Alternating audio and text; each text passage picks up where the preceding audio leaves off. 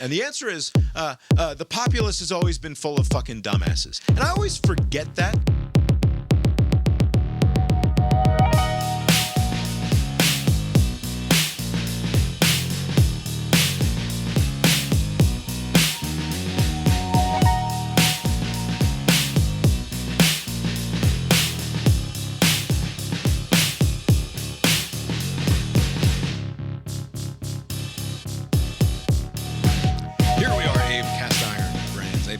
That has the inclination, as does seemingly everyone else, to describe our reaction to the most recent outrage, and then, of course, proclaim with absolute certainty the correctness of our reaction to the most recent outrage, and will no doubt do just that in the conversation that follows.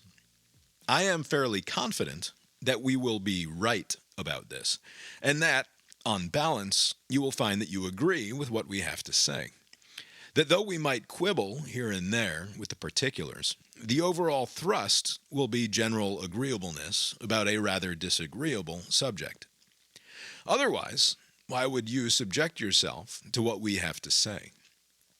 I listened to Megyn Kelly talk about this most recent outrage for 10 minutes the other day and had to turn it off because her anger and manifest wrongness filled me with rage and despair and sadness. If you are here and listening and find yourself raging and despairing and sad, I hope it is in commiseration with us rather than such a visceral negative reaction to what we are saying. If not, if we are the cause of your unpleasantness, please turn this off. But of course, that is unlikely because this podcast does not aim to do the thing that causes rage and despair and sadness, does not want to tell you that the real outrage is the reaction to the outrage by others who are also outraged, that the true horror of seeing a person shot to death at point-blank range isn't the fact that you've just watched a person being shot to death at point-blank range, but rather the depraved inhumanity of the people who have also just watched a person shot to death at point-blank range, and who have come to conclusions that are different than yours. Almost none of us, statistically speaking, have ever shot someone to death at point-blank range. We have merely been forced, by algorithm or a compulsion to watch the news, or morbid curiosity, or simply by virtue of living in a society, to bear witness to it. And our reaction, whatever it is, in part at least, instinctive, unthinking, an unbidden and revulsive thing, as natural and ingrained as the pace of our breathing or the beating of our heart. The reaction comes from so far within, from a place that feels untampered with, that it can only be regarded as the truth, as a jolt of reality that could be no other way. And you've only just begun to process that reality, only started to give it words and attach it to the scaffolding of thought and rationality that will lend it strength and permanence when you hear the first accusation. What's wrong with you? You didn't shoot anyone at point-blank range, have only moments ago finished watching someone else do that, and already someone wants to know. What's wrong with you? The thing itself, the killing of a person with a gun at point-blank range, which we have established is likely something you have never done, is already beside the point. You have witnessed this thing, have had the inevitable neural and endocrinal and emotional reaction to it, and now you stand accused. Even before you indulge the inclination to voice that reaction, you stand accused. And to be always just a breath away from standing accused of depraved inhumanity against your fellow man on the basis of a visceral reaction to someone else's actions is not to live in a free society. Rather, it is to live inside a constant war. It is to live under tyranny. There is no clear way out. This is not a podcast with a prescription or a plan. This is, as ever, a podcast that merely hopes to acknowledge where we are. And here we are, each of us made someone else's monster, mostly unwilling and often unwitting participants in a war that is not of our choosing, subjects of a tyrant far more powerful than any one individual could ever dream to be. Here is the tyranny of absolute moral clarity, of fine, clear lines, of being forced to stand accused of the crime of bearing witness as it all falls apart. My name is Bob, sitting across the way from my good friend and co-host. That's Abe. How you doing tonight, Abe? Doing well, Bob. Yeah, here we are. Lori's here too. How you doing tonight, Lori? I still haven't watched a video. Lori still hasn't watched the video. Tonight is Monday, January 12th, 2026. Abe, how was your weekend? It was very long. Binyam, one of my friends, was in town, and we were all hanging out. We recorded the other podcast. I stayed up way past my bedtime on Saturday. I got home like at 4:30. Oh my God! Are you 27 again? I don't know, Abe? but God, I he am. is. I'm thinking by Wednesday I'll be back to normal. I am still kind of slogging through. Today was like I was in meetings and I didn't know what I was saying. I was just very discombobulated. This is back-to-back weeks where I realized my age. Last time I needed to But when to did nap. you wake up? Like 10 or something or whatever it But was. can't you just go to sleep? I do, but then I had to go do something, and there was more hanging out. These people. So all would that's it be hanging out. helpful if we went to bed early tonight? Oh, yes, perfect. Yes, it would be. But yeah, it You was. guys are well into your 40s. Yes. I know that like the old buddy comes into town and you have to throw down and go do the thing, but you don't have to shut the bars down at 4 o'clock in the morning. We were just kind of hanging out. We weren't even That's the doing thing. that. You do it too. We do it. We are just as guilty. We stay up that late sometimes. Yeah. It was we just way shouldn't, too late. but we do. And it's Yeah. not because we're out. It's because we're fucking talking. I was gonna go sneak in a movie on Sunday, but I was totally useless. I was just watching the games. I was like, I'll do nothing all day, and it wasn't enough. I needed Good. 2 days of nothing. It was a good weekend for it. Well, we You had needed time to recover. Yeah. We had a cold, dreary Saturday, so I got up at 6 a.m. and got on a bus with a bunch of middle schoolers. Nice. That's what I like to do in the cold rain. Lori took the boy to go do a middle school band audition thing for like the all district band or whatever, and I'm sitting there utterly guilt free. It's cold and wet outside. It's raining hard, and we haven't gotten a lot of rain or precipitation up here in the last few months. Been a fairly dry time, and I was like, man, what a glorious day to just sit here with my daughter and be lazy and not have to do anything. And of course, in retrospect, we missed an activity that she had been signed up for. We just completely forgot that it was the first week of theater camp or this theater thing that she was going to do on Saturdays. And so it's very low. It markets itself as like you don't have to come to all of them. Okay. But still, She didn't really you want to come miss to the anything. first one. But yeah, it'd be nice to at least show up to the fucking first one. But yeah, it's just funny to be just utterly indulging my laziest possible version of myself on a Saturday morning, thinking, this is the life, nothing to worry about, when in fact we're blowing it as parents. But yeah, otherwise, a great weekend of watching football. You can hear all about our football watching weekend on the other podcast. We took the Christmas decorations down. Yeah. Anyway, that was our personal lives. Yeah. On to the news of the week.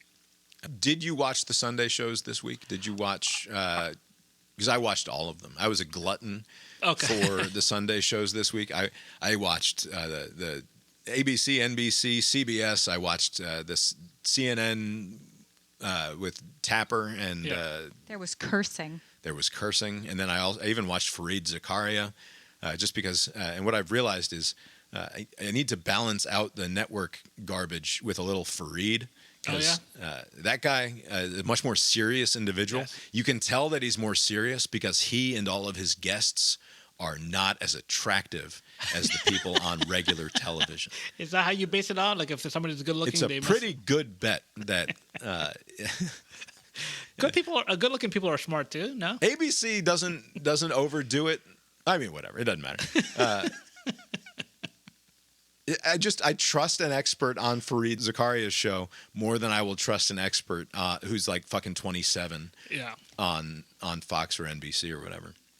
To answer your question, I was mentioned earlier, I was nursing a hangover, so I limited my intake of the news. I was like, okay, the world is on fire. Something in Iran, something about the Fed getting sued, something about a shooting. So I did not catch all of it. I did catch Face the Nation today, though, once I came to it. So I did see that. Yeah. I don't know necessarily the right way in here. I will, Could go around and just talk about something else. in sort of fleshing out what I'm getting at in that opening, it's just that there is, it is in part a function of the thing that I've been complaining about with regards to the trumpeting for the last decade, which is the politicization of everyday life, and it's not fair necessarily to lay it entirely at Trump's feet personally, because I think it is a much broader problem than just Donald Trump. But he exemplifies it and has made it worse in ways that I think almost no one else in the history of the planet would be equipped to do. Like he was uniquely positioned to make this particular decade worse by rising to the top in the way that he did. And this person, Renee Good is her name. She was killed by an ICE officer named Jonathan Ross, not the roast comic, right? Isn't that The British guy? Is there like... That's Jeff Ross, right? Jeff Ross, yeah. But I think there's a British Jonathan Ross. There's also a Jonathan Probably Ross. lots of people named Jonathan Ross. Yeah. Oh, yeah, he is that British TV presenter, Jonathan Ross. I know that guy, too. Anyway, he did not shoot somebody in the face on the streets of Minnesota this week. An ICE agent by the name of Jonathan Ross did. And the thing that jumps out to me as I made it the focus of my opening essay there is just how we are all now in anything that happens, and especially something that happens like this, is that there is no escaping this feeling that you must have a side, and you are either on the right side or the wrong side, depending on which side you normally find yourself aligned with. And that even to say, I don't want to have a side right now, betrays in the minds of others your own monstrosity, right? Like if you see what happened to this woman and you say, I don't have an opinion on that, I don't know the details, I would like to withhold judgment, then there are people who are going to say, why are you such a coward? You watched the U.S. Gestapo execute her in cold blood on the streets. What the fuck is wrong with you? And if you say that to a Trump supporter, like, hey, I don't really know, I'm going to wait on the investigation here because this looks less than ideal that an ICE guy shot this lady through the windshield of her car and now she's dead. But I'm not saying one way or the other. I'm just saying I'd like to see an investigation play out. They're going to say, well, what the fuck is wrong with you? This is the lunatic domestic terrorist fringe of the United States who are going out of their way to cause trouble for our nation's law enforcement. Don't you care about laws? So whether you pick a side or not, you are implicated in the unpleasantness of this war in a way that is in direct conversation with what we just came out of in 2020, right? Like the racial reckoning, so-called, that I think it's fair to say, if we're going to date it back to somewhere, you have to go further back than 2020, certainly in George Floyd. You have to go back to Michael Brown and Ferguson, Missouri, and all of that. The Trayvon thing with Obama talking about how if I had a son, he would have looked just like Trayvon. Right, like that's sort of what gets the ball rolling on the racial reckoning of the last little while here. Not to say that this is a question of right-wing hypocrisy in terms of coming out of the culture war that was waged by academia and the media, and where it made you feel like you were incapable of speaking freely if you didn't have the correct opinions, or even if you had the correct opinions but didn't have the correct language for expressing those opinions. So in the same way that it felt difficult to dip your toe even into conversations, whereas In the 90s, you could have a conversation about affirmative action and have intelligent conversations one way or another on that sort of a topic, and have positions and policy prescriptions backed by data and experience, where you would not automatically be called a white supremacist, right? Where you could talk about the efficacy of standardized testing without being accused of the sort of awful racism of redlining and denying black people the ability to buy homes in the suburbs in the 1950s or something, right? Like there were ways that we could have these conversations that did not feel fraught with the sort of excesses of the so-called woke movement of either you're anti-racist or you're racist, and those are the only two options. That every action and every interaction that you have is either in promotion of social justice or in opposition to it, and therefore you're either racist or you're not, and that there is no and that an action and a product and filling up your car with gas can be either racist or anti-racist, and that there is no escaping from that. The thing that the reason that there was the backlash to that, why arguably Glenn Youngkin in some small part was elected governor of Virginia when he was elected, right, is why Trump got a second term. I think it's fair to say. Setting aside the possibility that the prosecution against him had a meaningful effect in terms of solidifying his base back behind him, I think that an argument can be made there, but I think that is too cute by half. I think it's much more the case that America largely got tired of being lectured to. And you can say this is a conversation that happens every 10 years, right? It was called woke now. In the 90s, we called it political correctness. And it's got a different name every single time. The 90s was not 10 years ago. Right. And that's right. But I mean, there are different ways that the conversation happens at every point along the way. There's always this push and pull between what is effectively political correctness or a feeling of sort of preening morality from the elevated set, right, from the NPR class, from the academic or the political class, and we rejected that culturally, right? Like there was this big backlash, even as everybody was like, "Man, the George Floyd thing was real fucked up," right? And like, let's not have more of that. The excesses of that and the racial reckoning and the trans stuff, it became too much. The culture had to shake it off in some way. I'm not saying that they were right in the way that they chose to shake it off or the way that they wanted to talk about it necessarily. I'm not trying to pass judgment one way or the other. The point is that I think that the second trumpeting, the continuation of the trumpeting, can in no small part be attributed to the backlash to the woke stuff of the pandemic era. And that we have now turned that corner so hard that you have people of the right, the culture warriors of the right now, who have effectively come out and said, we're not going to forgive and forget the excesses of the last 4 or 5 years or 10 years or whatever it is. Megyn Kelly has, and not to focus exclusively on her, she's just an avatar for this, right? She's just one example of this mindset. The Chris Rufo is another person with this mindset. J.D. Vance very clearly, though he doesn't express it as explicitly, is operating from this playbook when he talks about, or he helps popularize the idea that they're eating the cats and they're eating the dogs and all of that. We are not going to play by the nice and polite rules that we once held dear. Instead, we are going to take what you did and turn it up to 11 and be way more obnoxious about it.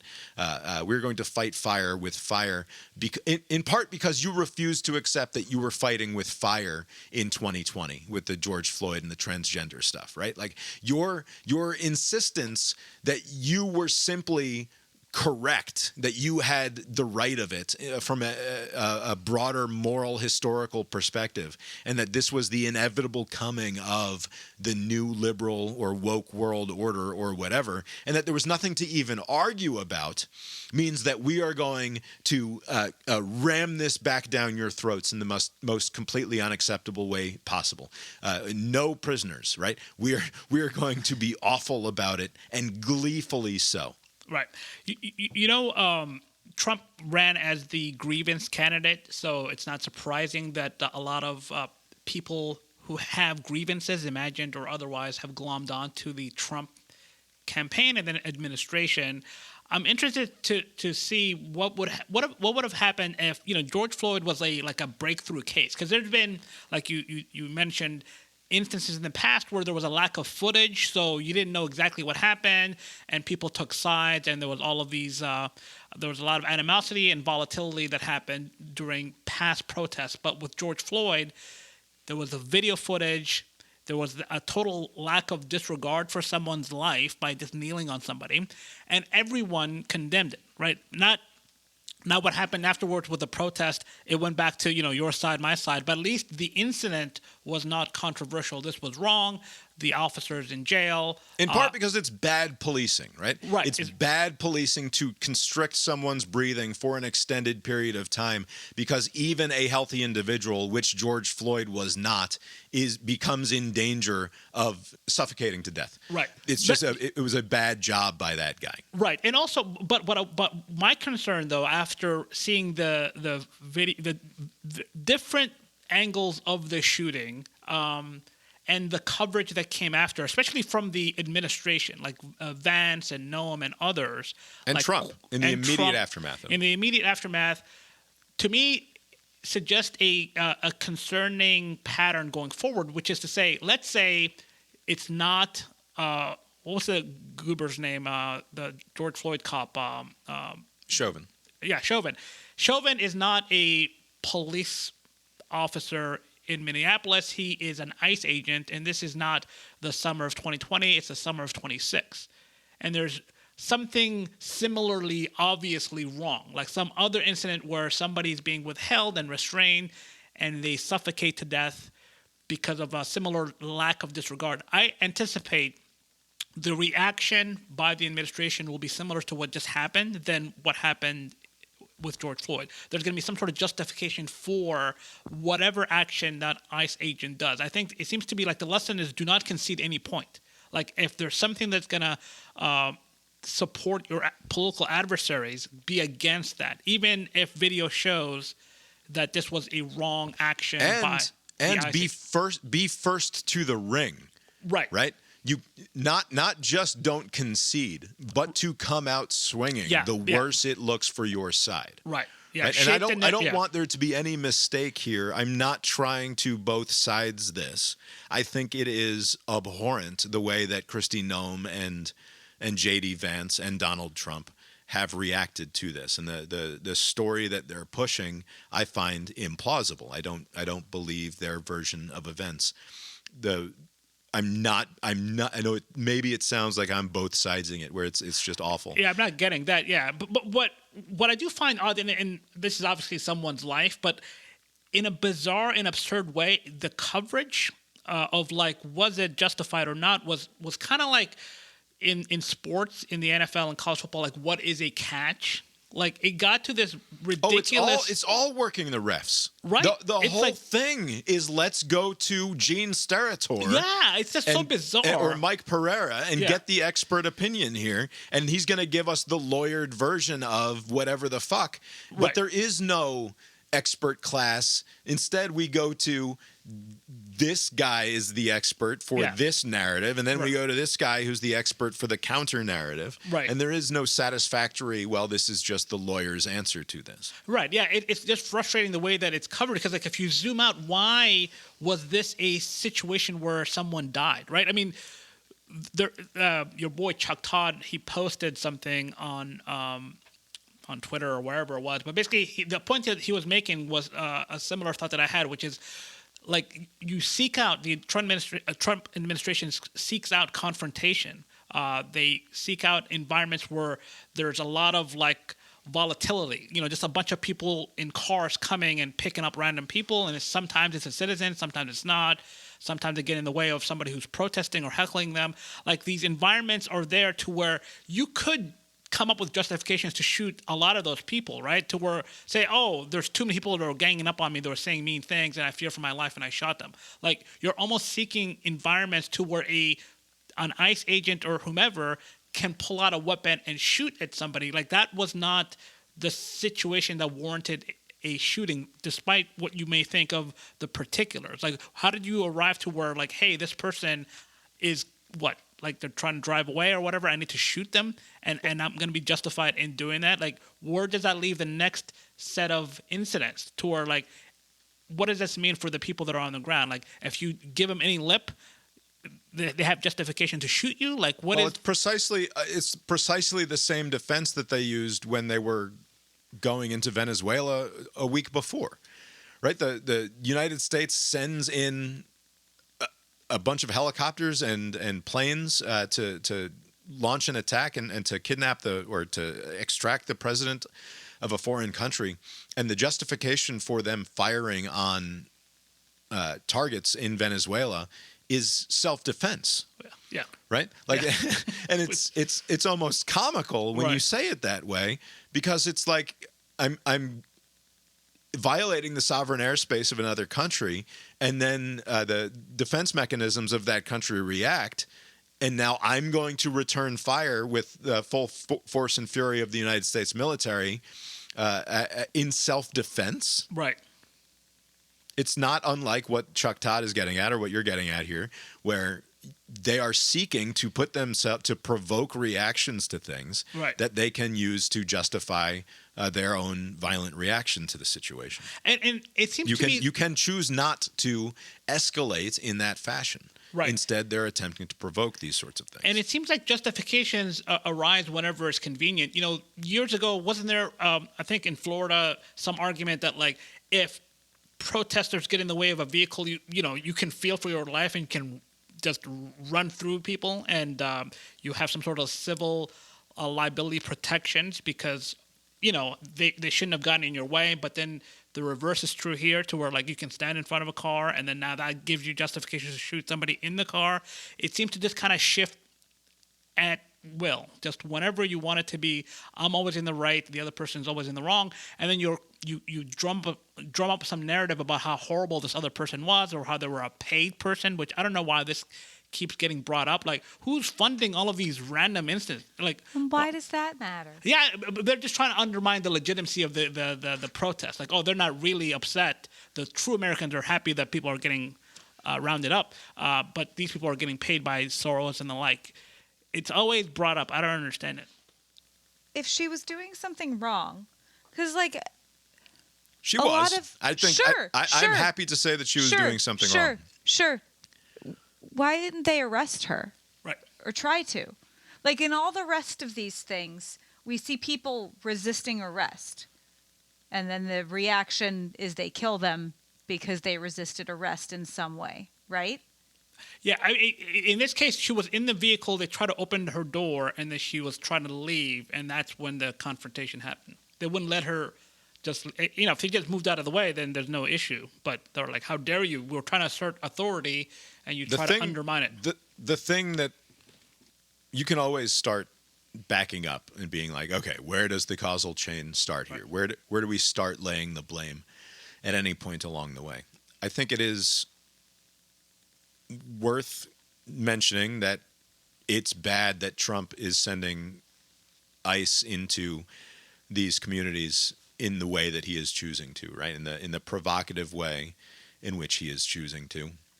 It's generally bad to have a militarized-looking police force on the ground in the United States, and seems largely unnecessary. There are any other number of more legitimate and peaceful ways of prosecuting an anti-immigration policy than doing it in the way that they're doing it. That said, the way to protest that, and I think this gets lost a little bit. Maybe it's easy for me to say as someone who has never felt has never really felt compelled to protest in a meaningful way. It's just not the way that I would, like, if I would need to voice something, I will write it and then post it on the internet in all likelihood for no one to read, or podcast about it or whatever. Like, that's my mode of expression, and a cowardly one relative to people who go out and put their lives on the line, no doubt. But also, with the willingness to protest comes certain risks. And it's not to say that I think that she was on purpose putting herself at risk of death, right? This was not an appropriate response.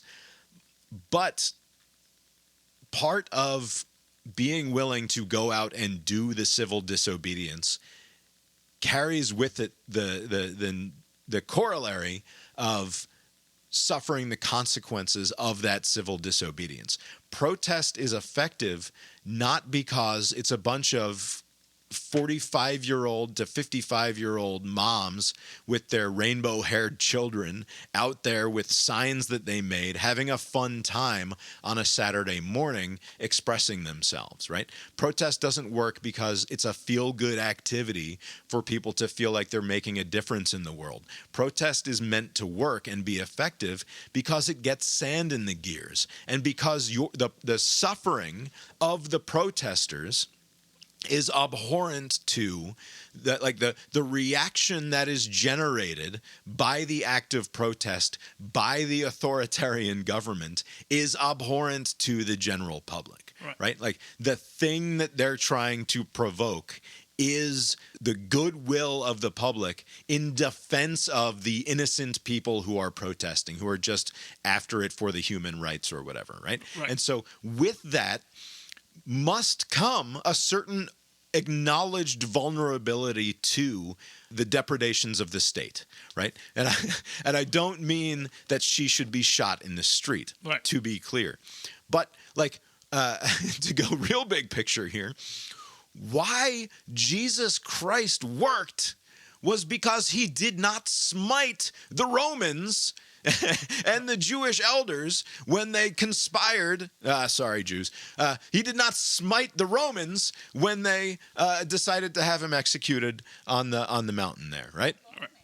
He had instead to suffer the depredations of the state in order to show that which was unjust, right? In order to make it fucking worth it.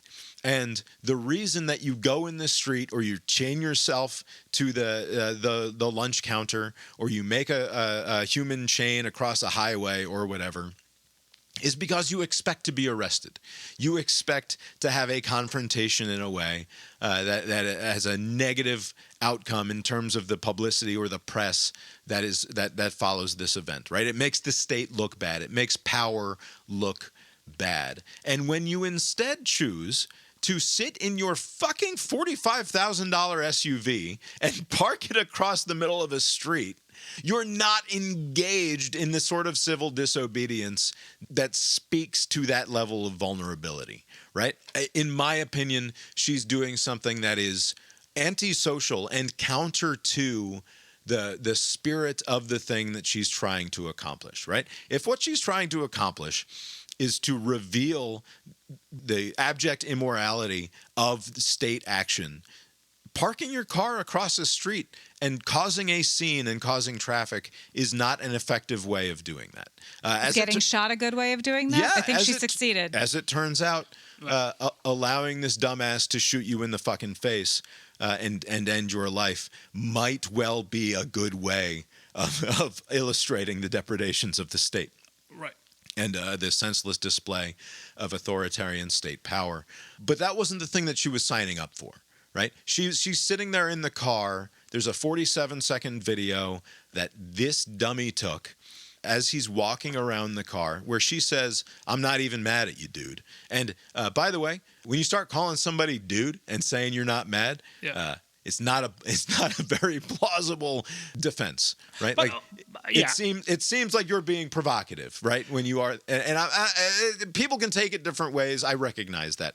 I looked at the Covington Catholic kid and I thought, look at this sneering little shit. I want to smack him across the face too. And other people looked at the Covington Catholic kid and said, look at this sweet kid who just is a little bit nervous and wants to have a good conversation with somebody, right? So in the same way, somebody can look at this lady in her fucking Honda Pilot and be like, just a mom who loves her dog and her wife and who wants to make sure that the brown people don't get the short end of the stick. Whereas I see it and I'm like, okay, this is an obnoxious type who's trying to get a reaction out of somebody. But I don't think at any point just hearing her speak before the shooting, there was an anticipation that it was going to end up the way it did. Like, I think just the No, I certainly don't think that she is precipitating violence in the way that she is being interacted with, or the way that she is presenting herself there. Right. The other, and if he believed, and then the fucking JD Vance goes on his press conference and is like, "Have you even heard that this guy 6 months ago was dragged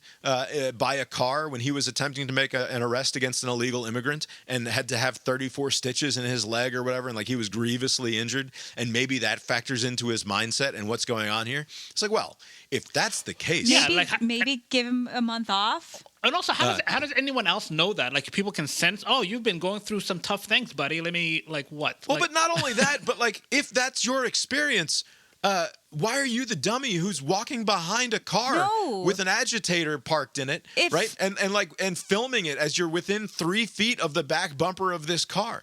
Like, if you're cars truly are a trigger, he needs to not work that beat. Right. He needs to work a different non-car beat. If this is because he's not fit for that position. It's just the opposite of the defense that JD Vance seems to think that it is, right? Yeah. Which is like, if either he is so traumatized by this thing that happened 6 months ago that he cannot help but to shoot anybody who's sitting in a car that starts to move, then maybe he shouldn't have a gun and the police power of the state backing him up.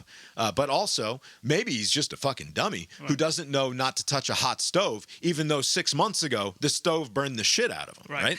The other issue that I find with the discourse around this shooting is that it appears that some people think some people can protest and others can't. Like, there are certain people who can protest and other people who have to comply to whatever the agent tells you to do. And, you know, one comparison people are drawing is to what happened on January 6th 5 years ago, which is like all those people were doing whatever they wanted to law enforcement, and they got pardoned for it, right? Right. Because Kristi Noem says that this is domestic terrorist because she was interfering with the lawful execution of ICE and their attempt to enforce immigration laws. And then she's shown the January 6th footage when she comes on Jake Tapper's show, and he's like, so what are these people? Right. All of these people got pardons. Right. And that's a good example because it's very recent. But the one that I always go back to is 10 years ago. Remember the Bundy Ranch standoff? There were these yokels out west, and there was some sort of grazing BLM, the other BLM. In the news, like throughout the entire Obama presidency, weren't they? Right. And there were different points of confrontation. Basically, it was this simmering issue, and then they would have these standoffs where a bunch of federal law enforcement personnel were trying to enforce some whatever.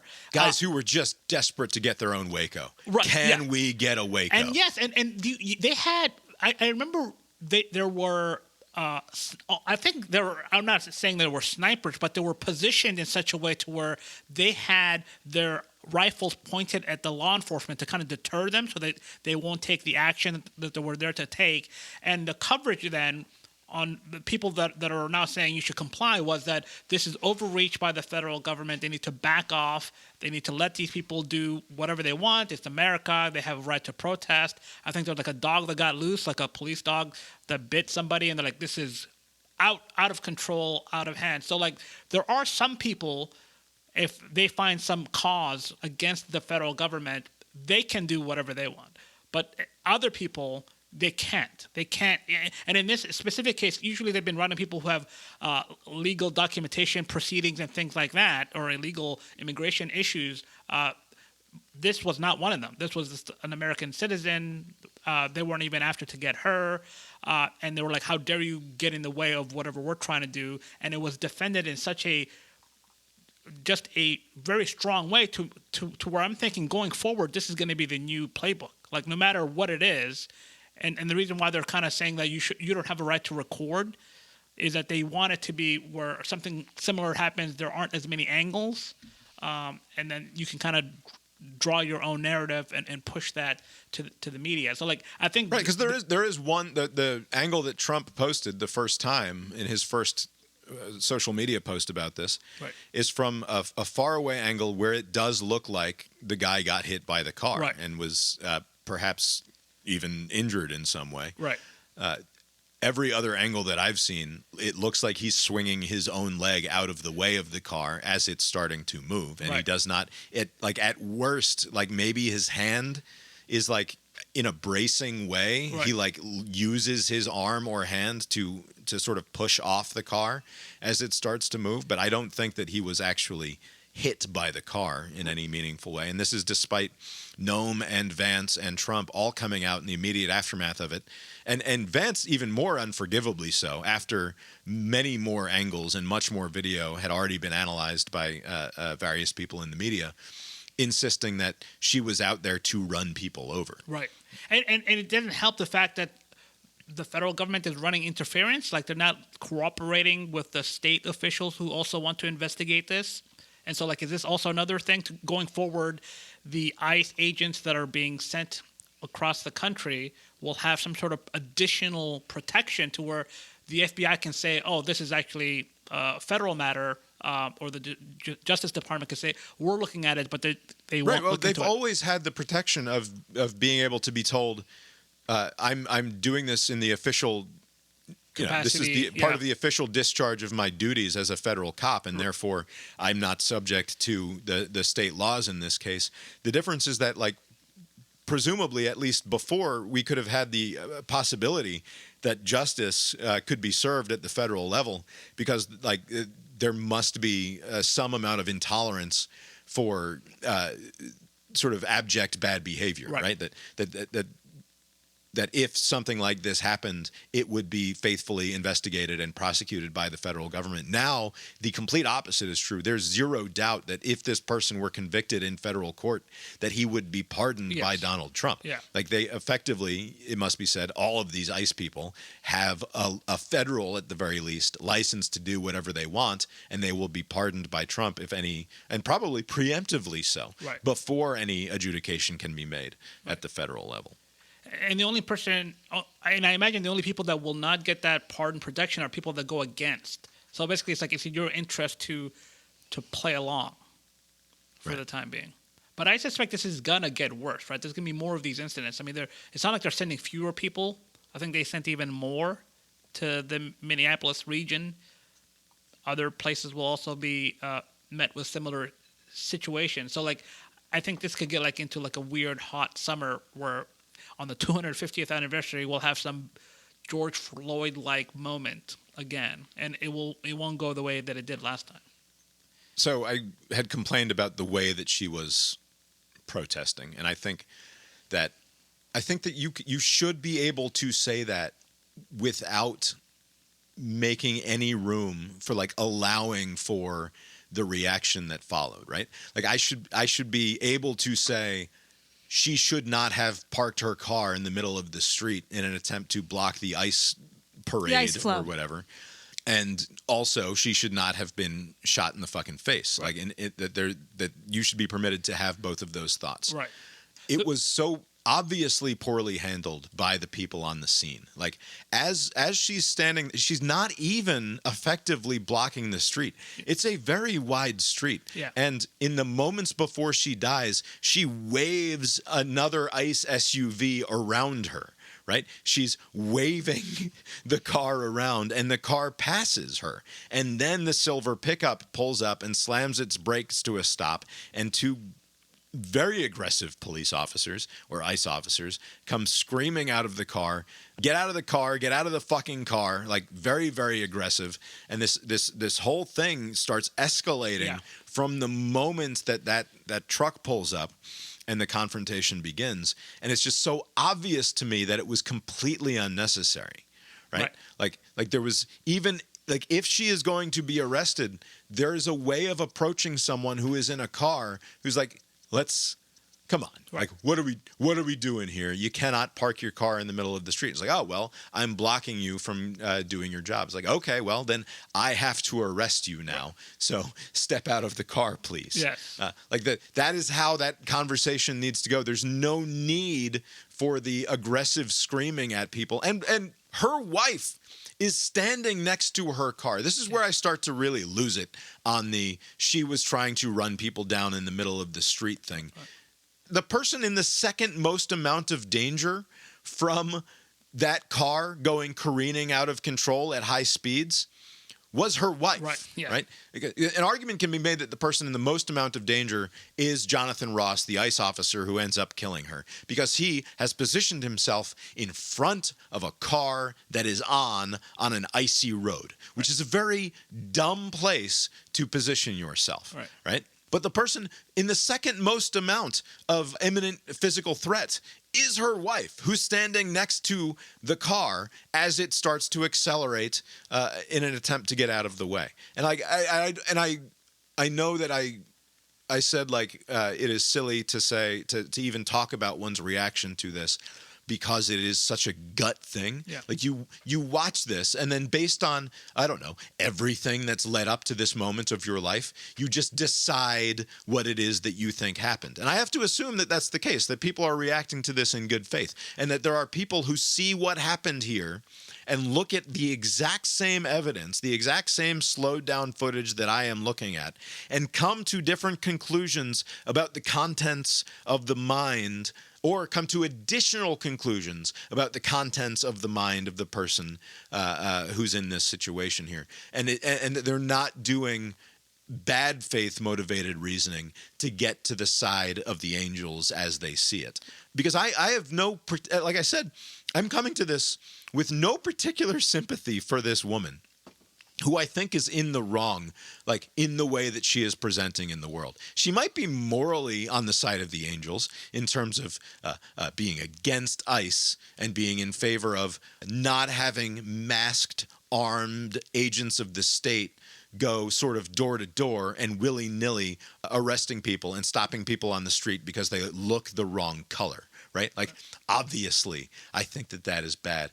But also, I think you shouldn't take your SUV and park it in the middle of the street and try to stop traffic as a way of displaying that. In part because, like I said earlier, it doesn't allow for the sort of vulnerability that I think is crucial to protest movements having success. You are, as has been hammered home by awful people on the right this week, behind the wheel of a 4,000-pound piece of machinery that can do great damage. You're not the lowly victim here when you're behind a car like that. And I think it is absurd that Kristi Noem has continued to insist that she weaponized a vehicle, therefore she's a domestic terrorist. I think that's ridiculous, because I think that car was precisely as weaponized as it is when I'm behind the wheel of a 4,000-pound car, which is to say, a non-zero, right? I am not a wholly innocent a victim subject to the whims of an authoritarian state when I'm behind the wheel of that car. I have within me the capability of defense and escape in a way that I simply would not if I was in a human chain across the street, right? I think that is undeniable. You spoke earlier about the, how far back do you go in the chain reaction to identify where things went wrong, and there's probably more than one point you can point to. But one thing that always throws me off in these situations is that what sort of attitude, how cavalier of an attitude must you have on life to where you are almost muscle memory, just this is the only way. I have to shoot them, right? You would think if there was some sort of value on life, you would not lead with, I'm going to shoot them because it disrespected me. It felt like they were trying to assert their authority. She was disrespecting that authority, and at least one of them thought this is worthy of death, right? Because no one's life was in danger. Somebody did something they did not want them to do, and they try to assert power. I mean, that's my read of things, because all the stuff that she was doing is rendered moot by the fact that he shot her, right? If this were if she ran away and they caught her down the road and she was arrested for then the normal course of events would take place, and then you can assess her actions as to, whether she should have done it or not. But if you're going to get shot because somebody didn't like the fact that you didn't listen to them, then what are we doing? To me, this sets a very bad precedent to where there are enough people out there. I'm not saying everybody's like this, but there are enough people out there who are in ICE who seek confrontation in this way, and if they have some sort of comfort in knowing that they can get away with it, it's like it creates a perverse incentive for this to happen again, and that's the problem we're headed towards, where this is going to happen again. To quote a great man, they're not sending their best when it comes to ICE, right? Like they're having to hire thousands of people. There are reports that they're having to scrape the bottom of the barrel in terms of the applicant pool just to fill the number of jobs that they're trying to fill right now, and that people are sneaking in who otherwise would not, in terms of people who can't pass background checks, who are suddenly becoming federal law enforcement officers. Right. So added protection as far as immunity than a regular cop, more money because they're like a bonus structure also to kind of drum up applicants. So there are all these incentives to come join, and if you have and go look at the social media accounts of the State Department and even the Department of Labor and the and DHS, and what you see is a 4chan grade race baiting garbage. Yeah. You see, they're in a meme war using very close to Nazi sloganeering in terms of like defending the homeland and shit. In terms of the blood and soil stuff. That's right. Like not at all far afield from the sort of stuff that we would have seen in the Unite the Right Charlottesville rally stuff. Right. And again, desperate to say I'm not both sidesing this. So indulge me here for a moment as I get to the way that this is, in fact, worse for one side than the other.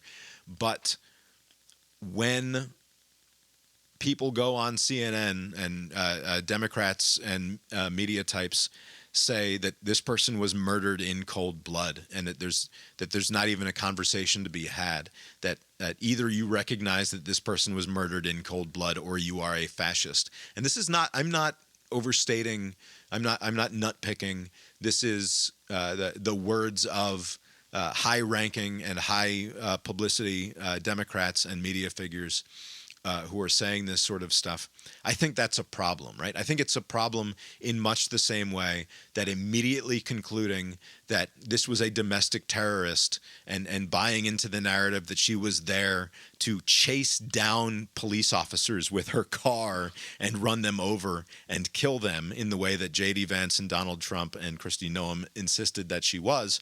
Those are equally irresponsible, to be clear.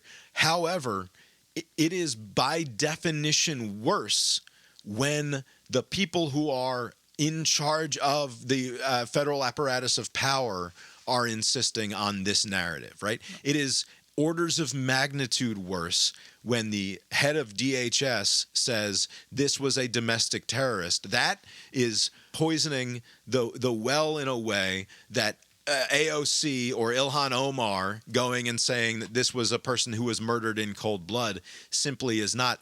They are just political actors, right? They can be identified as just political actors. The people who are actually in charge, those in power, those with the levers of power of the government, have a different sort of responsibility here. Right. And it is supposed to be to justice. It is supposed to be to the truth. You are supposed to be constrained by your position to not do the thing that they have chosen to do. Tom Homan, of all people, was the relatively responsible one when he said, I think we need to wait for the investigation to play out. He gave the boilerplate answer that everyone is supposed to give in a moment like this, where you say, it's a tragic loss of life, and let's wait for the investigation to play out. And the guy who fired his gun, he's going to be on desk duty for the next 6 weeks while this, right? It's just, is it garbage bureaucracy and nothing? Yes, it's supposed to be garbage bureaucracy and nothing as the reaction to this. Right. And instead, those with power, those who insist that they are above the law, come out swinging and say, no, this was an act of domestic terrorism. This was what we are insisting that it was. Right. So even though you can both sides it and say it is wrong of Representative Nobody from fucking nowhere to go on the CNN panel show and be like, this woman was murdered in cold blood and ICE are fascists, that's not okay. But it is not even in the same ballpark as when J.D. Vance and Kristi Noem and Donald Trump do it. Right. Like, and if you can't see that, like, I don't know what you're talking about. Right. Like, I sincerely don't know why you think that's apples and apples. On the same basic subject, but branching out a little bit. Donald Trump was interviewed by the New York Times last week. And again, 51 weeks ago or whatever, when I said that the thing that stands out to me about the inauguration and the ascent of Trump to the second term is the word lawlessness. And my fixation, my hobby horse here of lawlessness in the second Trump term. He was asked by the New York Times, do you see any checks on your power on the world stage? Is there anything that could stop you if you wanted to? Yeah, there is one thing. My own morality, my own mind. It's the only thing that can stop me, and that's very good. This is the same week, the same news cycle that Stephen Miller, when last week he was on the Jake Tapper show on CNN, said, we live in a world, in the real world, Jake, that is governed by strength, that is governed by force, that is governed by power. These are the iron laws of the world since the beginning of time. There is an assertion at the core of the MAGA movement, at the core of Trump himself, that goes back well beyond the beginning of the MAGA movement. It goes back to who he has always been, which is an assertion that he is correct and everyone else can fuck off, and we'll see you in court if it comes down to it, right? Trump is always going to do whatever Trump is going to do, and if you're going to be a preening little faggot who wants to complain about it, I'll see you in court, right? These constraints that we would attempt to put on him is for losers, right? And any time that you want to attempt to hold him down by the structure or stricture of society, you can fuck right off, because he's going to do whatever he wants to do, and he's only going to be answerable to himself in every interaction that he's ever had in public or private life. He is not subject to international law because he's not subject to any law. He will only be constrained by himself. He's been saying it for forever. I don't know why we're surprised by it, and I don't know why we should be surprised that someone like Stephen Miller is part of his inner circle, and why someone like J.D. Vance goes on the sort of tirades that he now goes on. Right? These are people who feel themselves to be above entirely the normal constraints of society, that they are correct and we are all wrong, and that the law is for suckers. Right. It's a might makes right kind of worldview. And the problem, though, is, in the past, you could stiff a contractor and I'll see you in court and do other things where it would be settled in court one way or the other. Now we're talking about invasions of other countries, including friendly territories and the like. So, like, if you take that position in matters of life and death, then it becomes much different than I'm going to run afoul of a business contract and I'll see you at court. Like, this is now, I don't care what NATO says, I'm going to attack the territory of Greenland because I'm stronger than them. Like, this is... They're not going to fight us militarily for Greenland, Jake. What are you talking? Are you an idiot? Right. You think Denmark is going to fight us for Greenland? Right. Why shouldn't we just take it then? Right. It should be ours because we've determined that it ought to be ours, and no one is going to stand in our way. Right. And it's not limited to that. Basically, it's like every which way. Like, I mean, the story about, like, finding some congressional testimony about the Fed chairman and trying to, get rid of him because of it. And...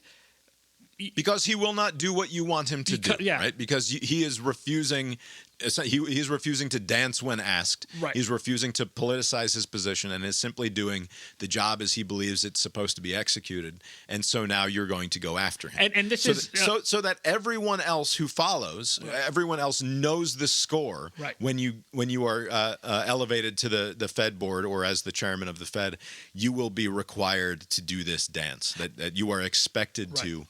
Do what we tell you to do, or expect to be to have yourself immiserated, right? Yeah. By the prosecution of the federal government, right? And Trump does this absurd thing where, like, weeks in advance, months in advance, he will telegraph what his intentions are to, like, sick the Justice Department against somebody, and then when that happens, say, I don't know anything about it. Like, the Justice Department acted independently, and they're going after him because of whatever, right? And now, similarly to James Comey, I think previous attempts to get after him, the courts, I think, threw it out, and he wanted them to try him again.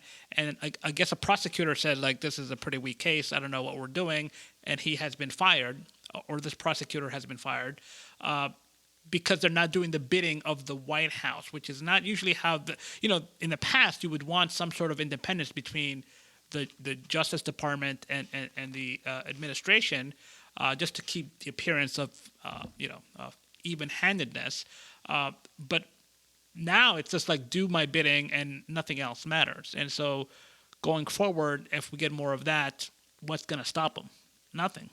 It's not hyperbolic. It's not Chicken Little. It's not overreacting to worry what this sort of mindset means for everything, right? Like, it's just not. He tried to get 11,000 votes from the state of Georgia in order to win the election that he rightfully lost, right? He's already tried to do the worst possible thing, right? And he's justified it because he does not believe that the law applies to him. He says it out loud over and over again. He does not believe that he can possibly be in the wrong, that the only constraint on his idea of how the world ought to be is his own imagination and nothing external to him. Right. I had cause to read Common Sense by Thomas Paine this week. It turned 250 years old here 7 months or so before the Declaration of Independence does. A couple days ago, I think January 10th is the official birthday of Common Sense. And it's very clear on why we don't want to be subject to the monarchical whims of a king, right? Like, it is, and it's stated in plain English. But where, say some, is the King of America? I'll tell you, friend, he reigns above, and doth not make havoc of mankind like the royal brute of Great Britain. Yet that we may not appear to be defective even in earthly honors, let a day be solemnly set apart for proclaiming the charter. Let it be brought forth, placed on the divine law, the word of God. Let a crown be placed thereon, by which the world may know that so far as we approve of monarchy, that in America the law is king. For as in absolute governments the king is law, so in free countries the law ought to be king, and there ought to be no other. But lest any ill use should afterwards arise, let the crown at the conclusion of the ceremony be demolished and scattered among the people whose right it is. We don't have kings because we don't believe that anyone is above the law. The point of the law is that it is supreme. It is the higher and highest authority, and we are all subject to it. And it sounds so maudlin to have to appeal to Thomas Paine's common sense to make that point. But when you listen to Trump talk, when this is an administration that asserts that it is going to do whatever it wants to do, regardless of the faggy niceties of international law or whatever is on the books in the United States in terms of that old worthless thing called the Constitution, when you have an administration that is currently going to be before the Supreme Court, and we're going to find out whether or not birthright citizenship is still a thing because they think that it shouldn't be. When you have a whole movement in this country, you have the DHS or the various other meme lords on official government Twitter talking about how this is what the world would look like when we deport 100 million people from this country, and it's like a beautiful city of the future or whatever, that somehow the future utopia of America is contingent upon the deportation of 100 million people, which would by necessity include, like, I don't know, 60 million people who are citizens of this country, right? And that's not some 4chan idiot who did that, but that's coming from an official mouthpiece of the United States government, right? Like, when that is the level of discourse in this country, when you cannot possibly be expected to engage in good faith with people, because they insist that the entire enterprise is so thoroughly rotten that we must dispatch with the niceties of the law and instead make the worst American, the least curious American in history, the king of us all, you have to go back to first principles, right? And you find yourself like reading Thomas Jefferson and Thomas Paine again and George Washington again, because like, how can we possibly have forgotten this shit? Right. And the answer is the populace has always been full of fucking dumbasses. And I always forget that. Like, the will of the people is always fucking wrong, right? Like, and we haven't watched all of the Revolutionary War stuff, but I've read some other stuff about it. But it's worth remembering that, like, the Revolutionary War happened because some landed gentry, and this is a little bit overblown in, like, the Howard Zinn reimagining of American history way, right? But, like, the landed aristocrats of the rich guys of the old days got upset that they had to pay a little bit more in taxes, and so they rebelled against the crown. Like, that's not all it was. But, like, if you were going to take a fucking vote, like, I'm not sure you would have ended up with, yeah, let's go to war with Britain, right? Like, right. It's possible that more people than not would have been on the side of, you know, not having a fucking war. And so, like, the people are often wrong, right? It has always been the case that the people are often wrong, and now they're just fucking wronger but you know, and louder than ever before. Do you think it's that? Because I always go back to this quote, like, fear is the mind killer. Like, if you cultivate enough fear in the minds of people, they're more willing to kind of let things that they believe are niceties, like, you know, rule of law and checks and balances, to the, you know, let that be a secondary concern, because you're so concerned about this primary thing. And but you remember when you were aghast at the idea that, like, all of your friends were that the old cliche that everybody thought was like a settled ethic, that it is better to let it's better to let 100 guilty men go free than to let one innocent man rot in prison. Right. And, like, it's an obvious reality of what makes a just or unjust system of justice. Right. And all of your friends were like, no. Oh, no, I'd much rather have the innocent, like, right. Lock up all those dirtbags, even if it means that, like, 10 of them were actually innocent. Right. Right. Like, that's the rabble. That is and the reason that we have the law at all is because we don't want the rabble elevating some idiot like Trump to be in charge, right? To bend to their worst impulses, right? And what's concerning is that, especially the American system of government with a written constitution and checks and balances and like local control, there are so many like. You remember local control? Yes. The Republicans cared about local control, and now they're like, no, send in the fucking Gestapo to Minnesota, and like you're an anti-patriot if you believe it's wrong for Trump to deploy the National Guard and the U.S. military on American soil. Right, but all of that was put into place to prevent a demagogue type character from gaining office, and that did not work, and now you have. Like someone breached a system that had like a impenetrable wall, and now you have to kind of live with it, because like how do you it's not designed to work in this way, and so like you kind of see the flaws in the system once somebody gets elected through passion rather than adherence to the rule of law and the like. So like there has to be, just like there were all of these reforms after the Watergate episode. On the other side of this, whenever we get to the other side of this, there has to be some reforms to say, okay, based on the new information we have now, how can we batten down the hatches better to prevent this from happening again in the near future? That's very optimistic that you think Probably that can't. there's going to be another, the other side of this is going to be It's always the other side. sober-minded individuals just figuring shit out again. J.D. Vance has not given any indication. And like, it's funny because like if you were doing the like who's hot rating in terms of like the future of the Republican Party, Yeah. after the Venezuela thing, you would have been like, oh, well, look at Marco Rubio. After lap 1, Marco Rubio has shot out into first place in terms of having the full force of the Trump endorsement behind him. And then J.D. Vance sees that, and he's like, oh, wait a second. Here. let me be really awful again in ways that the president really likes and see if I can't get him back on my side. Right. What is the Steelman most good faith way of looking at what happened to Renee Good from the perspective of someone who thinks that what happened to her is a awful personal tragedy that befell a misguided woman who was breaking the law and ultimately fucked around and found out?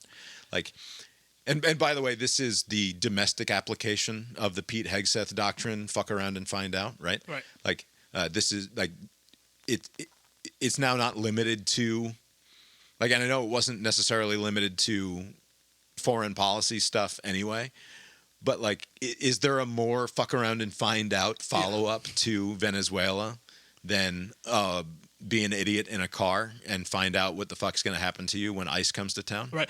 I mean, I will say, like, whatever your views are on anything, I always say that start with this. You know, this is a good way to test the validity of your way of looking at things. Like, could you uniformly apply this? Like, you know, I would say eliminate your principles.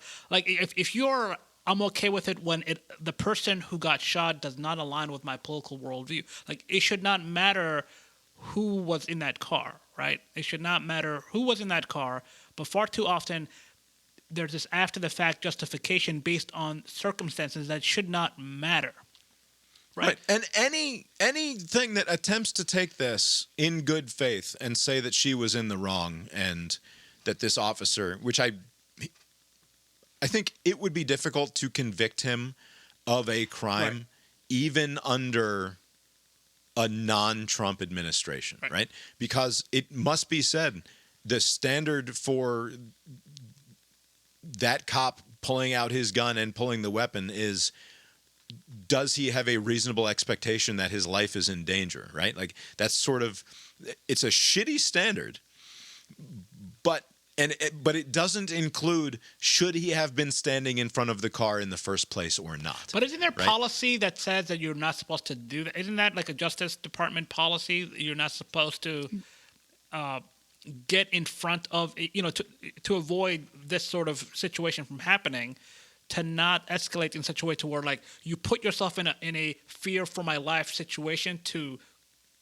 dig yourself out of. Like, because you could do that with anything. You can get in front of, almost kind of like, again, I hate to compare real life to sports, like a player getting in front of somebody to get like a charge, you know, like you can manipulate something to get what you want. And so, like, there is a flaw in that way of thinking, because I suspect if this did go through in a court case, they could argue that they did fear for their life and there was enough contact, blah, blah, blah, and then get out of it. But again, zooming out. I'm just saying it would be hard to find a jury of 12 people who would unanimously conclude that he was in the wrong here, right? No, even if a good faith investigation was done and a good faith prosecution was done. Right.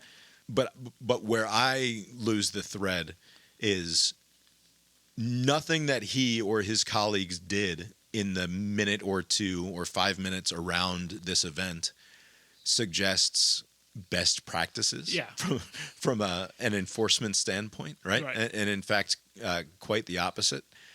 And I mean, he was whisked away in a car 30 seconds later after shooting this lady. Yeah. Like, what are we, like, talk about lawlessness and a total lack of accountability.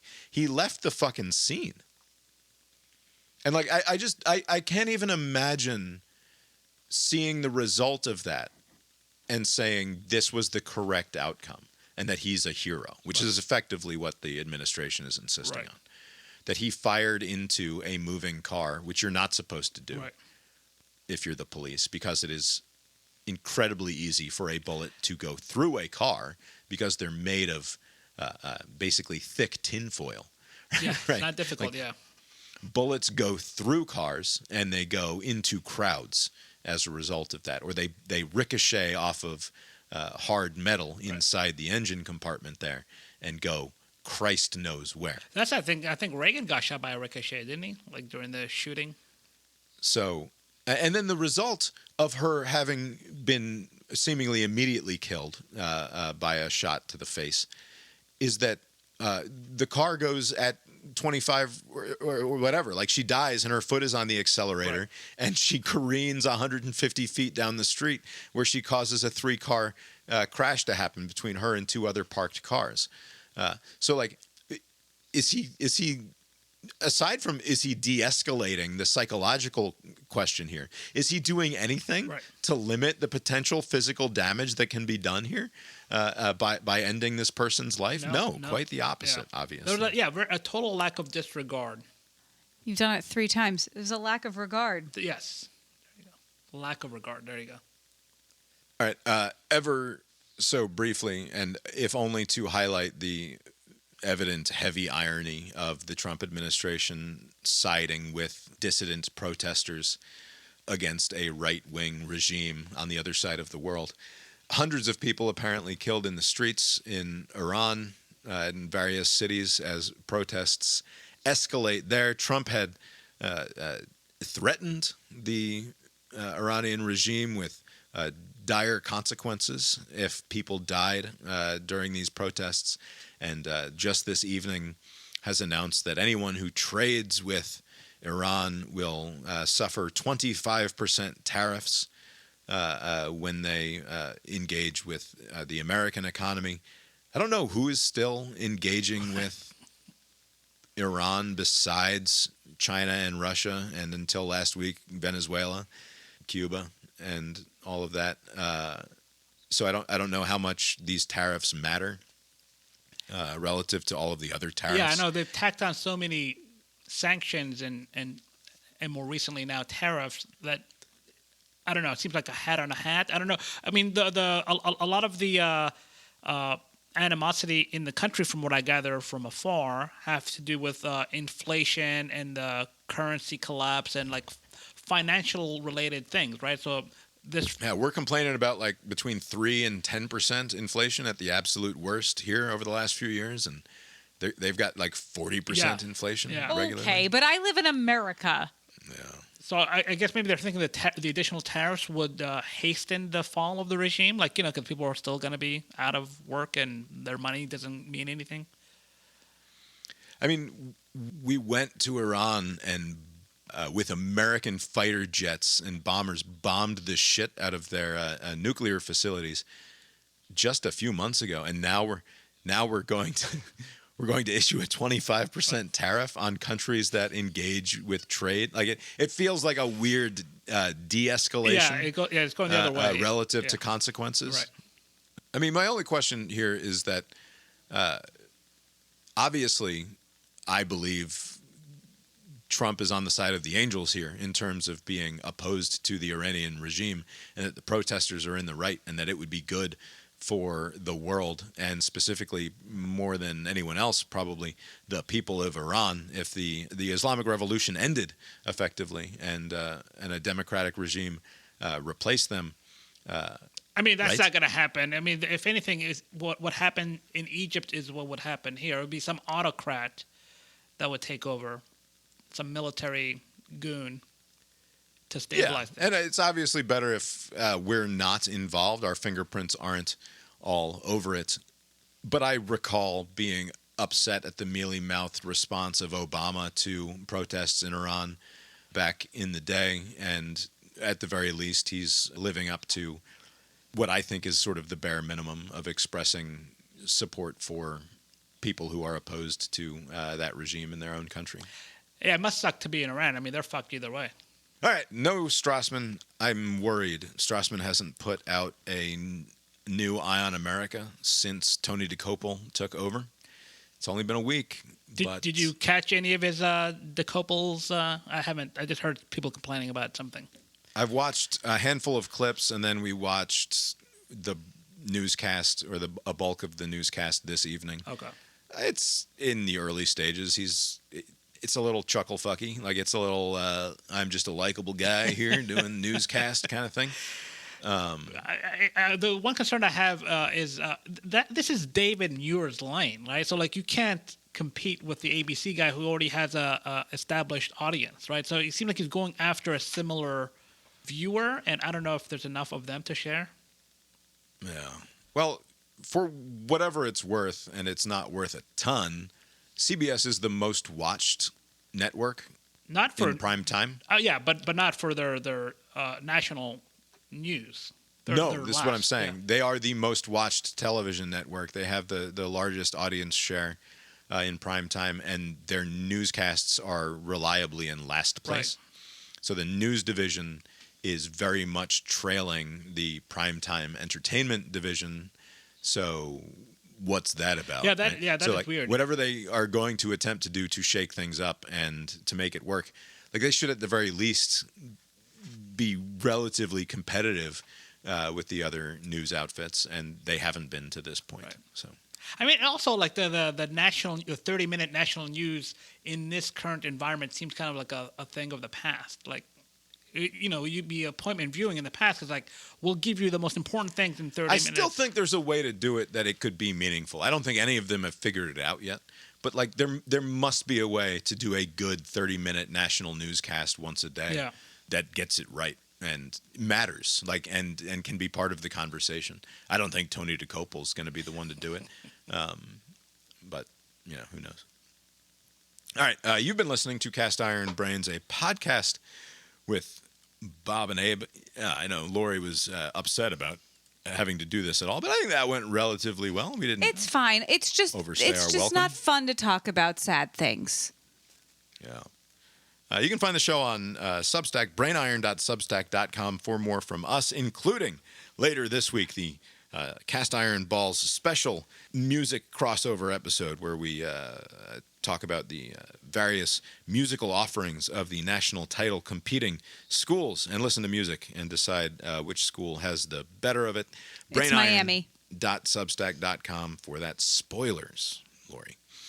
You can also check out tetramermusic.com, Tetramer music.com for more from Mark Gillig, who composed our opening and closing themes. Abe, you were hungover on Sunday, so you did not make it to the theater.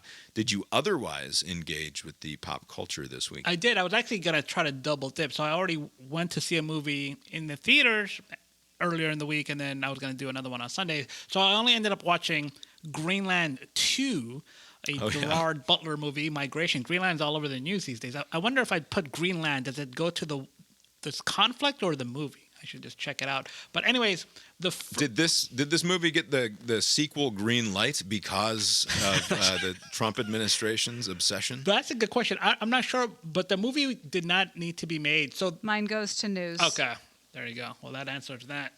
We watched the Greenland, awesome. the original movie trailer, and added it to our list on the HBO app.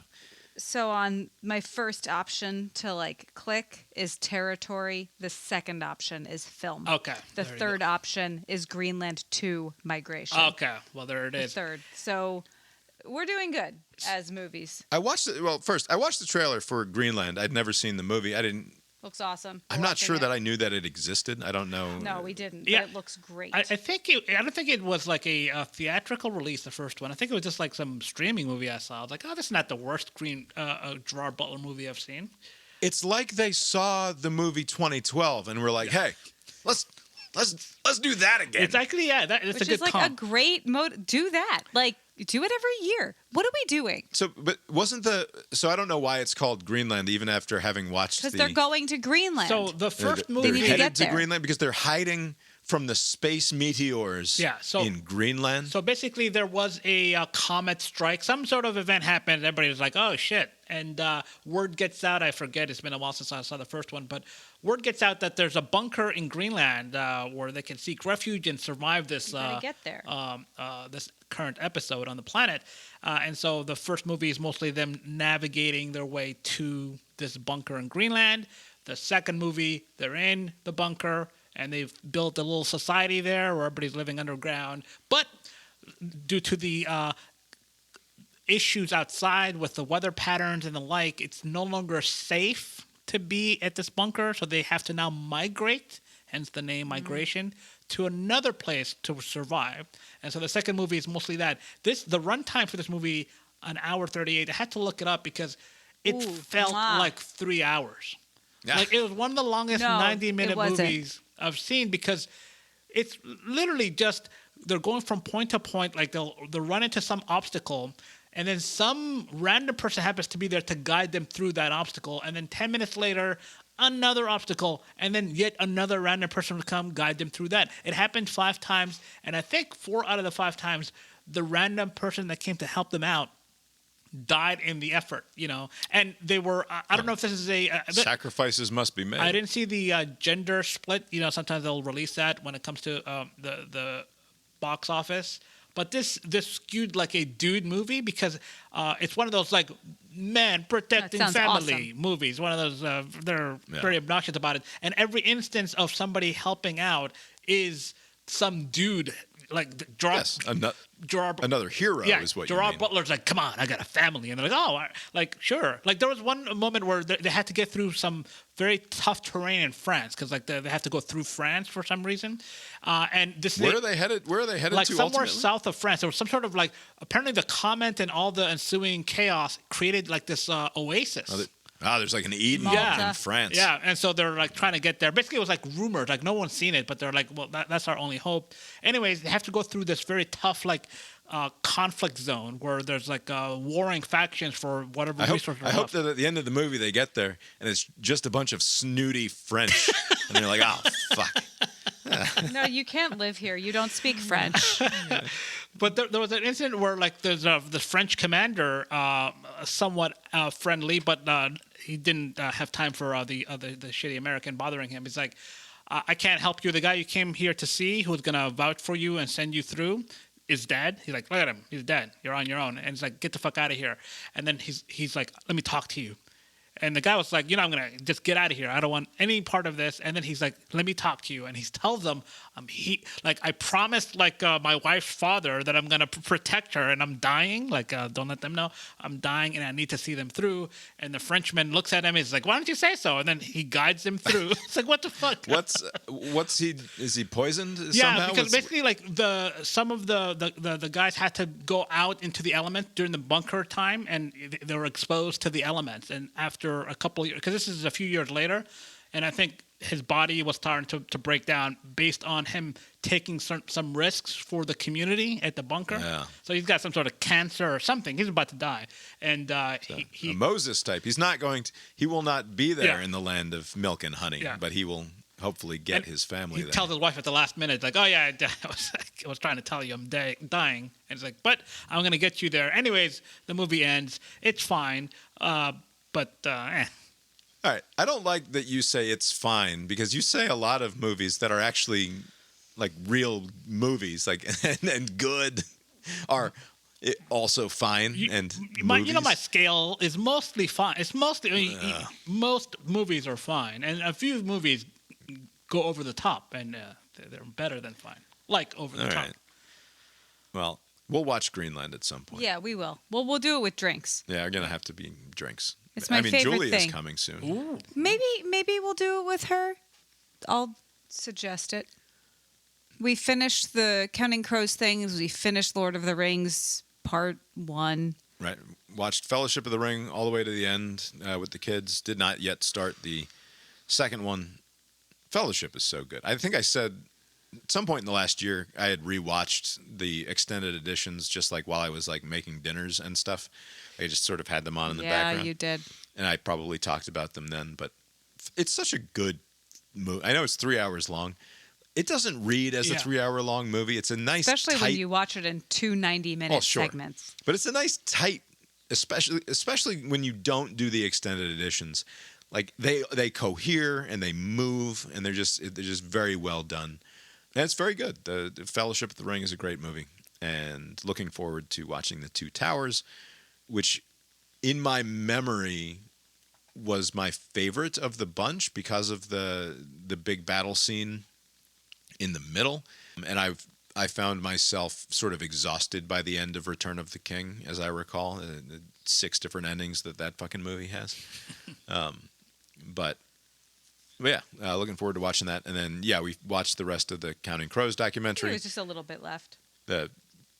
If you found yourself in a similar situation as we did, you could just watch the first hour of that and you'd be fine. Oh, yeah? I mean, it was fine to finish also, but Yeah, it was good. Whatever. And then we watched Harry Potter 6. Calvin finished the 6th book, which was my favorite book. And I told him it's my favorite of the books. It is my least favorite movie because there's sort of 3 things happening in the book. There's the mysterious what's going on puzzle. Like the main conflict of the book is weird shit's happening. Why? And then there's like the overarching big picture bad guys, good guys happening. And then there's the teen drama stuff. And then in the movie, they just went with the teen drama stuff. Yeah. And they only like allude to the interesting things happening in the book. The worst aspect of these movies, and this 6th movie is the worst offender on this front, is the fucking teen drama. Like I hate, I guess like maybe it's in part, is this happening as Twilight is happening? I think it is. How many of these but are I there? think it's also what? How many of these Harry Potters are there?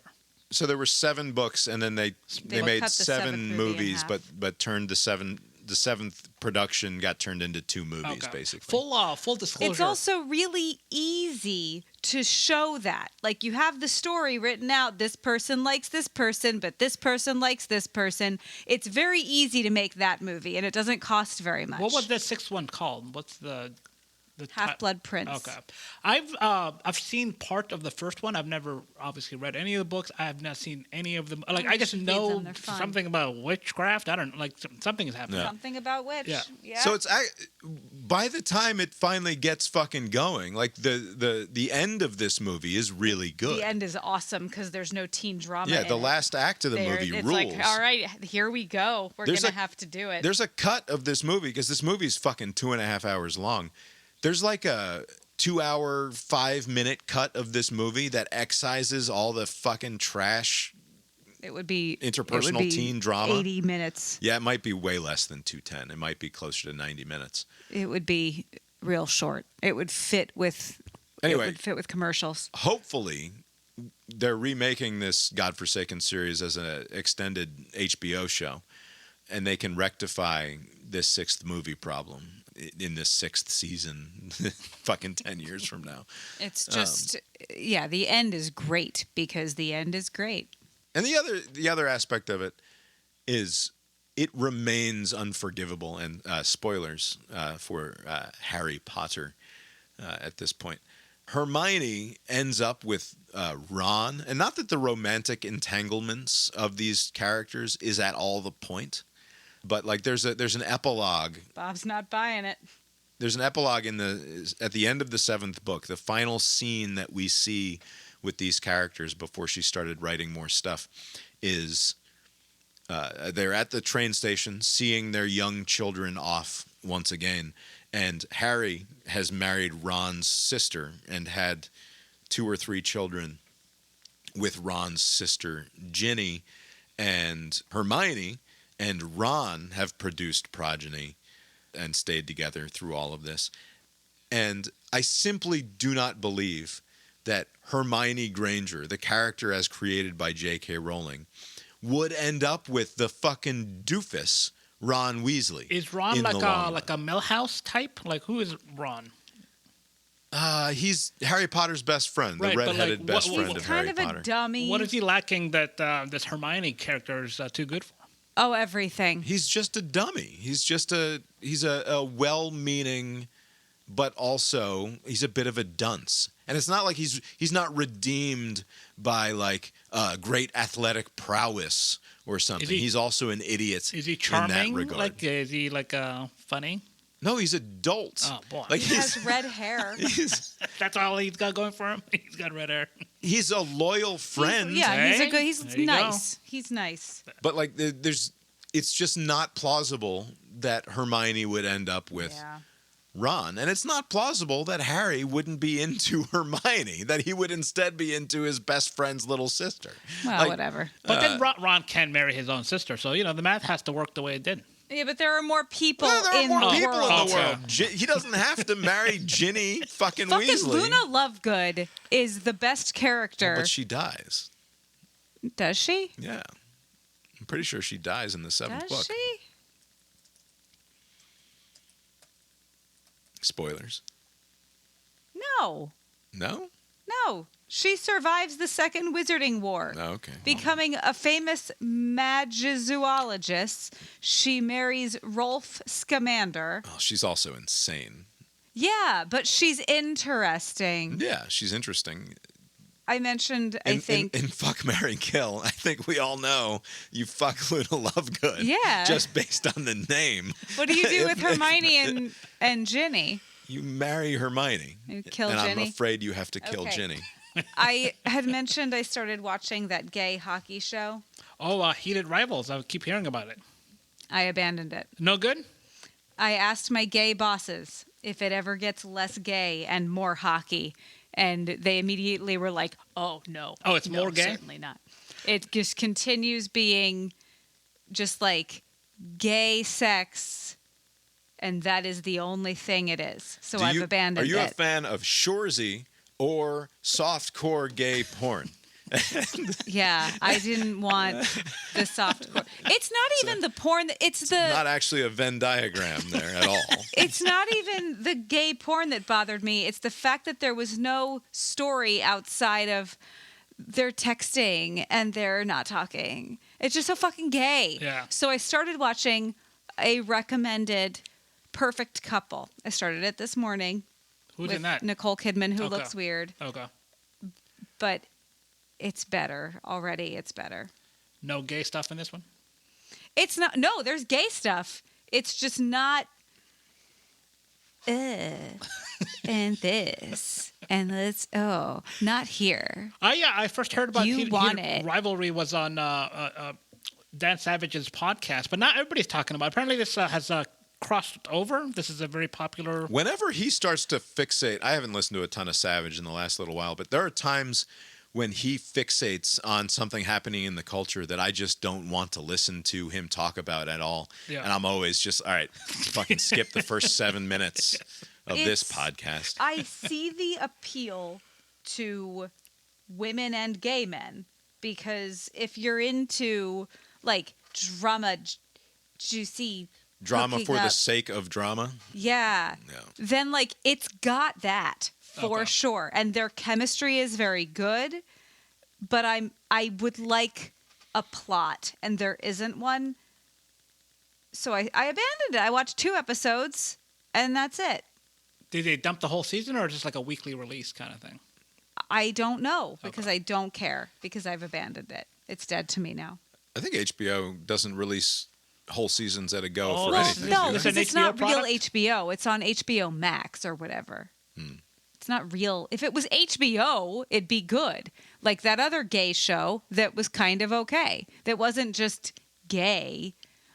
Like it was people doing things. I, for one, think if you were less of a homophobe, you'd probably be into this show. It's not. I'm sorry that it's is calling just- up in you feelings that make you uncomfortable. It didn't make me uncomfortable. It made me bored. What else did we watch? Nothing. Football. It's funny. I was debating on Sunday afternoon, should we stop watching football and instead watch The Two Towers so that we can continue No, football our was fun. Lord of the Rings adventure here with the children. But like the football had just been too good. So let's just keep that on. Yeah. Speaking of good football, Texans lead the Steelers 7-6 Woo! entering the fourth quarter. A thriller that we're missing tonight. So much action. Abe, have you got anything else for us tonight? Nope. I guess that's all we've got for you tonight then, and we will talk to you next time. Later. For Christmas, I asked for a Christmas ornament organizer because I was wrapping them in newspaper and just shoving them in garbage bags, basically, in a bin. And it felt like there must be a better way. And Bob got me what is just a canvas bag with cardboard dividers. It's amazing. Nice. It's so much more civilized. I'm thrilled. The end. You would be shocked to learn that you can spend like hundreds and hundreds of dollars on a product that is, as Lori just described it. Like the most expensive and obscene version of this will retail for like $500 or $600. If your ornaments are $50 each, Yeah, it's but probably worth it. Fundamentally, it's still like a canvas tote with cardboard dividers inside. Yeah. That there's just It's no really reason nice. to spend that kind of money on. And so now, in my head, it's like, when are they going to put their fucking flag in the ground and be like, no more Megyn Kelly? That's so shitty. Like, it's so profoundly shitty that that's the world that we live in. But she's being, as you say, so belligerent and so completely out of step with known reality and the way that I think the world ought to be, and not even the way I think the world ought to be perceived, but like the way one ought to react to or ought to act in the world regardless of how you perceive things. Yes. Yeah. Right? Like, she's going to war in a way that I think is completely uncalled for. And like, she's the one planting the flag in the ground and forcing the fifth column guys to be like, we can't go down this road with Right. you. If they decide they're not going to talk to her anymore, they will be perceived as being the ones who are doing the awful moralizing thing, who are doing the woke thing or whatever, or bending to political correctness, when she's the one doing the bad action here. yeah. She's the bad actor. You know, it's I don't know if they feature her on a regular basis, but if not, if she just comes on whenever, they can just quietly just not have her on and no one will notice. Yeah, sure. And that is the likely outcome. It just becomes like, it's an unpleasantness. Yeah, it is. Yeah. Like, it's an unpleasantness in my head that I have to think about the Megyn Kelly of it when I'm listening to them. And like, what do they actually think about the way that she presents in the world now? Because they're not shy about pointing out that Tucker Carlson is an irredeemable shitbag for the way he's behaving. Right. And she's behaving in much the same way. Yeah, but she's pretty. And is it like a? She used to be pretty. She's lost, I mean, not to be weird, but she's lost too much weight. She's not as pretty as she was before. Yeah, that seems to be the new thing. Everybody's getting very thin. Yeah, she's too thin. It's winter. Put on a little weight. I say. Yeah. The proceeding was created with 100% human content.